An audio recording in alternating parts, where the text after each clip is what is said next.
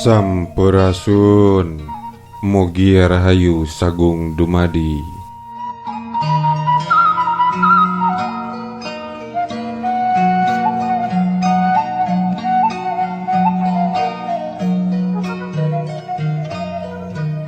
Pembahasan mengenai kisah Prabu Siliwangi memang tiada habisnya.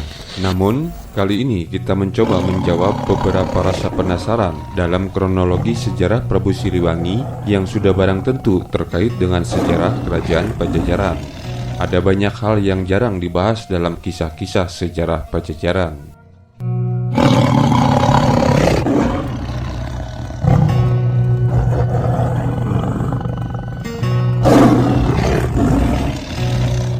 Sosok Prabu Siliwangi yang kita bahas ini adalah Jayadewata putra Dewa Niskala, Raja Galuh. Semasa muda bergelar Pamanarasa atau Raja Sunu atau Raja Siwi atau Sisiliwangi. Demikian menurut naskah cariosan Prabu Siliwangi yang ditulis tahun 1435 Masehi, yang ditulis di atas kulit kayu atau daluang, yang kini naskah itu disimpan di Museum Prabu Gesan Ulun, Sumedang. Jayadewata lahir 1401 Masehi di Kawali, Kerajaan Galuh, Ciamis sekarang.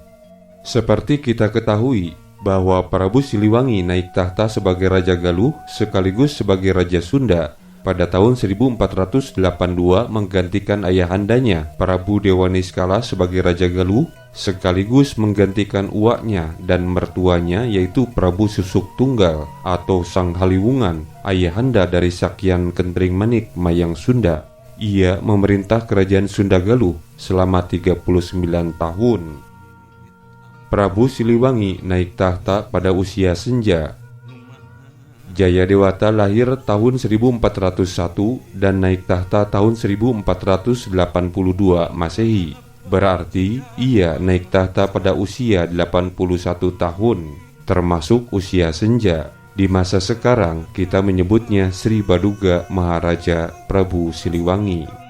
Dalam prasasti batu tulis diberitakan bahwa Sri Baduga Maharaja dinobatkan 2 kali, yaitu yang pertama ketika Jayadewata menerima tahta kerajaan Galuh di Kawali Ciamis dari ayahnya Prabu Dewa Niskala, putra Mahaprabu Niskala Wastu Kancana dari Permaisuri Mayangsari, putri Prabu Bunisora, yang kemudian bergelar Prabu Guru Dewata Prana. Yang kedua, ia menerima tahta kerajaan Sunda di Pakuan Bogor dari mertua dan uaknya Prabu Susuk Tunggal, putra Prabu Niskala Wastu Kancana dari Permaisuri Ratna Sarkati, putri Resi Susuk Lampung. Dengan peristiwa ini, ia menjadi penguasa kerajaan Sunda dan penguasa kerajaan Galuh sekaligus, dan dinobatkan dengan gelar Sri Baduga Maharaja Ratu Haji di Pakuan Pajajaran Sri Sang Ratu Dewata. Ada beberapa ahli yang menyebutkan penyebutan Sri Baduga Maharaja adalah kesalahan dalam penulisan atau fonologi. Sebenarnya yang dimaksud adalah Sri Paduka Maharaja, karena dalam beberapa naskah, diantaranya naskah Amanat Gelunggung, disebutkan juga Sri Baduga Maharaja, tetapi bukan mengacu kepada Jayadewata. Bisa diartikan bahwa gelar itu adalah Sri Paduka Maharaja.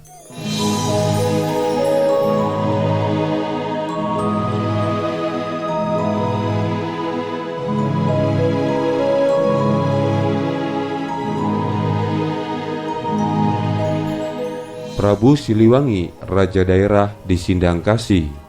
Waktu mudanya Sri Baduga atau Prabu Jayadewata terkenal sebagai pemuda tampan, kesatria pemberani dan tangkas. Banyak para putri yang terkagum-kagum kepadanya.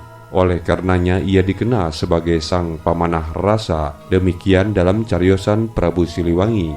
Menurut naskah daluang ini, istri pertama Jayadewata atau Pamanah Rasa adalah Sakyan atau Nai atau Nyai Ambet Kasih atau Rambut Kasih, putra pamannya Ki Gedeng Sindangkasi. Ki Gedeng Sindangkasi adalah sah bandar atau penguasa setingkat adipati di zaman Pajajaran yang bertugas di Pelabuhan Muara Jati, Cirebon.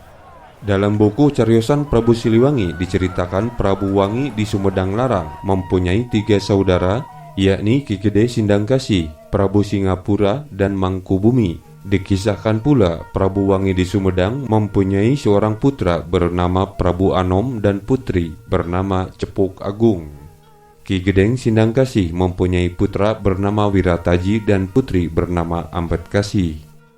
Ada beberapa ahli menyebutkan bahwa lokasi kerajaan Sindangkasih berada di Kecamatan Beber, Cirebon, namun admin menemukan beberapa bukti bahwa kerajaan Sindangkasih berada di Cigasong, Kabupaten Majalengka. Beberapa sumber catatan yang menyebutkan Kabupaten Sindangkasih berada di Majalengka dan letaknya disebutkan di Cikoso atau Cigasong di zaman pemerintahan Gubernur Jenderal Raffles. Saat itu Raffles mendapatkan surat perpisahan dari Kabupaten Sindangkasih yang dituliskan oleh Temenggung Yogaweswa sebagai Bupati Kabupaten Sindangkasih yang berada di Cigasong, kini Kabupaten Majalengka. Dalam beberapa catatan Belanda disebutkan bahwa luas wilayah Kabupaten Majalengka zaman kolonialisme Belanda mencakup wilayah Palimanan hingga pesisir Laut Jawa. Jadi saat itu Kabupaten Majalengka mempunyai laut. Namun beberapa tahun berikutnya, wilayah Palimanan dimasukkan ke Kabupaten Cirebon. Maka di zaman sekarang kita menjadi simpang siur di manakah letak kerajaan Sindangkasih. Namun dalam video ini, admin berani menyebutkan bahwa lokasi kerajaan Sindangkasih berada di Cigasong, Kabupaten Majalengka. Dalam cariosan Prabu Siliwangi yang ditulis tahun 1435 dan beberapa kali disalin ulang hingga abad ke-19 Masehi, menjelaskan bahwa kerajaan Sindangkasih adalah wilayah yang berada di bawah kerajaan Sumedang Larang.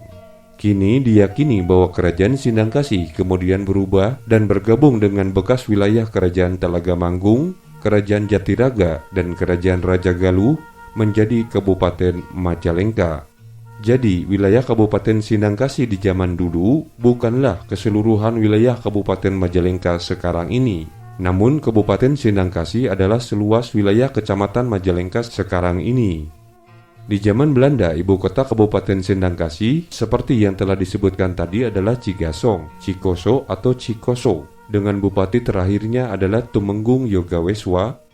Kemudian tahun 1840, Belanda menggabungkan wilayah eks Kerajaan Talaga Manggung yaitu Kabupaten Maja, eks wilayah Kerajaan Raja Galuh yaitu Kabupaten Raja Galuh atau Raja Galo, dan Kerajaan Jatiraga wilayah barat utara meliputi Kadipaten hingga Jatiwangi menjadi Kabupaten Majalengka yang dikenal sekarang ini.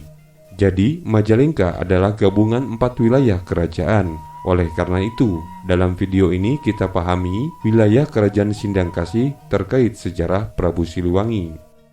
Dalam babat-babat dari Cirebon dikisahkan bahwa ketika Ki Gedeng Sindangkasih wafat, posisinya digantikan menantunya Prabu Jayadewata. Dalam beberapa hal, orang sejamannya teringat kepada kebesaran mendiang buyutnya, yaitu Prabu Maharaja Linggabuana yang gugur di Bubat yang bergelar Prabu Wangi. Namun dalam babat Cirebon ini menyebutkan bahwa Ki Gedeng Sindangkasih berkedudukan di Cirebon. Bisa saja demikian jika babat ditulis pada abad ke-18 atau 19 Masehi, di mana saat itu wilayah Sindangkasih yang Majalengka sekarang bagian dari Keresidenan Cirebon. Pun demikian, di zaman itu disebutkan Panjalu Cirebon. Maka di zaman sekarang orang-orang Panjalu Ciamis menjadi bingung kenapa Panjalu disebut Cirebon. Menurut naskah cariosan Prabu Siliwangi, Jayadewata atau Sang Pamanarasa atau Si Siliwangi tinggal di Sindangkasih bersama Nyai Ambetkasih. Saya menyebutkan Si Siliwangi bukan berarti merendahkan nama beliau. Dalam naskah itu, Prabu Siliwangi sendiri menyebutkan dirinya, "Panggil aku Si Siliwangi." Saat kedatangannya di Sindangkasih, ia berusia 9 tahun akibat konspirasi dari saudaranya Parbamena, putra dari Astuna Larang, istri Dewa Niskala, dari keluarga bangsawan Majapahit yang mengungsi ke Galuh akibat Perang Paragreg. Ada juga beberapa orang menyebutnya Perang Paregreg. Menurut Ustadz Salim Afillah, yang benar adalah Perang Paragreg, artinya perang yang reg-regan atau perang yang berhenti-berhenti. Jadi, perang sesama keluarga bangsawan Majapahit saat itu tidak berlangsung terus-menerus. Pamanah Rasa 5 tahun tinggal di Sindangkasih sampai usianya 14 tahun hingga ditemukan oleh para punakawannya dan terbongkarlah jati dirinya. Akhirnya Pamanah Rasa dibawa oleh Ambedkasi ke Sindangkasih. Digambarkan keduanya nampak seperti Kamajaya dan Dewi Ratih. Meskipun usia Ambedkasi terpaut jauh di atas Pamanah Rasa atau Siliwangi, namun Ambedkasi terlihat sangat cantik dan digelari seperti Dewi Ratih. Dalam naskah ini, kisah berakhir menjelang pernikahan Pamanah Rasa dan Ambedkasi. Selanjutnya, posisi Ambedkasi sebagai istri Prabu Siliwangi dikisahkan dalam naskah Carita Ratu Pakuan, di mana Ambedkasi sudah menjadi istri Prabu Siliwangi. Tidak diketahui tahun berapa mereka menikah. Tidak diketahui pula apakah kemudian Prabu Siliwangi menjadi raja di Sindangkasih dan berapa lama bertahta di sana. Namun, bila dilakukan pendekatan kronologi dan logika alur kisahnya, bisa jadi kisah Babad dari Cirebon memang benar bahwa Prabu Siliwangi pernah menjadi raja di Sindangkasih bersama istrinya Ambedkasi. Menurut Nina Lubis dan Budiman Shah, aturan tata pemerintahan Kerajaan Galuh, Sindangkasih secara resmi dipimpin oleh seorang Tumenggung Adipati, tetapi juga diakui wilayah ketumenggungan atau kadipaten itu menurut Raja Galuh sebagai kerajaan bawahan. Jadi wajar jika masyarakat Sunda sering menyebut gelar Tumenggung atau Adipati sebagai raja, karena wilayah-wilayah itu dipimpin oleh Raja Muda atau Yuwaraja. Saat itu, Prabu Siliwangi atau Jayadewata adalah sebagai seorang pangeran dari Kerajaan Galuh atau Yuwaraja atau Prabu Anom. Keberadaan Prabu Siliwangi atau Jayadewata sebagai Raja Sindangkasih tidaklah mengherankan. Menurut tradisi Kerajaan Galuh dan tradisi dari Kerajaan Sunda yang masih terpisah saat itu, para pangeran atau Yuwaraja atau Prabu Anom akan ditempatkan di beberapa wilayah negara bawahan. Selain Prabu Siliwangi pernah memimpin Kerajaan Sindangkasih, juga pernah memimpin di Singapura, Cirebon, Japura, Cirebon, dan beberapa cerita rakyat menyebutkan pernah di Sumedang Larang. Namun dalam naskah cariosan Prabu Siliwangi yang menyebutkan adanya sosok Prabu Wangi yang bertahta di Sumedang Larang, admin masih menelusurinya siapakah sosok Prabu Wangi yang berada di Sumedang Larang. Namun demikian, posisi Yuwaraja Jayadewata atau Prabu Siliwangi muda ketika memimpin raja-raja daerah, admin belum menemukan naskahnya apakah Prabu Siliwangi pernah memimpin kerajaan Saung Agung di Purwakarta dan kerajaan-kerajaan kecil sebagai vasal kerajaan Pajajaran lainnya. Kisah Prabu Siliwangi memang hadir dalam berbagai karya sastra dengan versinya sendiri. Narasi agak lengkap mengenai laku hidup Prabu Siliwangi dijumpai dalam beberapa manuskrip yang digubah pada abad ke-19, seperti cerita Prabu Anggalarang, Babad Pajajaran, Babad Siliwangi, Wawacan Carios Prabu Siliwangi, dan Cariosan Prabu Siliwangi. Namun muatan teks manuskrip-manuskrip tersebut kurang artinya sebagai sumber sejarah, tetapi lebih banyak merupakan karya sastra yang ditulis dalam bentuk tembang. Demikian menurut Amir Suta Arga. Bagaimana menurut pendapat Anda? Semoga video ini bermanfaat. Rahayu, Rahayu, Rahayu, Cak.